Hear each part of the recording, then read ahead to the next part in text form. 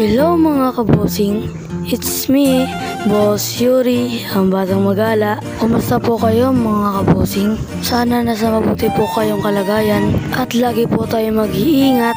Magala na naman tayo mga kabosing. Dito lang din yan sa Iba, Zambales. Marami talagang pagkagalan dito sa Iba, Zambales. At ayun nga mga kabosing, nandito pala tayo sa BCB Farm. Dito lang yan sa Sitio Olpoy, Amungan, Iba, Zambales. Pagpasok pa lang namin mga kabosing, ito na yung bumungad sa amin.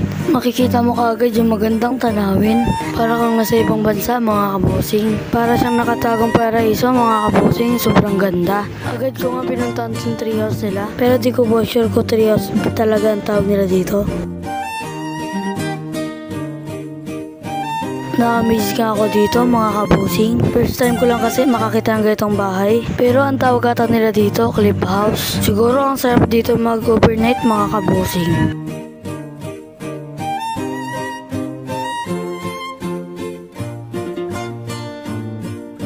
At ito naman yung river farm nila mga kabosing. Kapag nandito ka sa taas, kitang-kita mo yung kabundukan. At saka tanaw na tanaw mo yung baba. At saka ramdam mo rin yung sariwang hangin.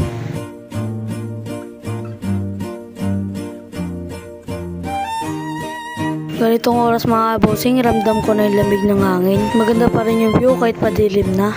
Tapos sobrang linis mga kabosing.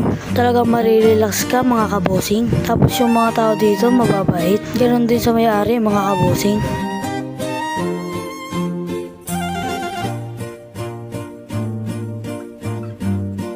At ito naman po yung ubasan nila. At ito po yung nag-iisang ubasan sa Zambales mga kabosing. Yung nakikita nyong bahay dun sa taas. At ayan naman po yung Mulberry Cabana House. Kapag nandun ka naman po sa taas, makikita mo yung buong ubasan.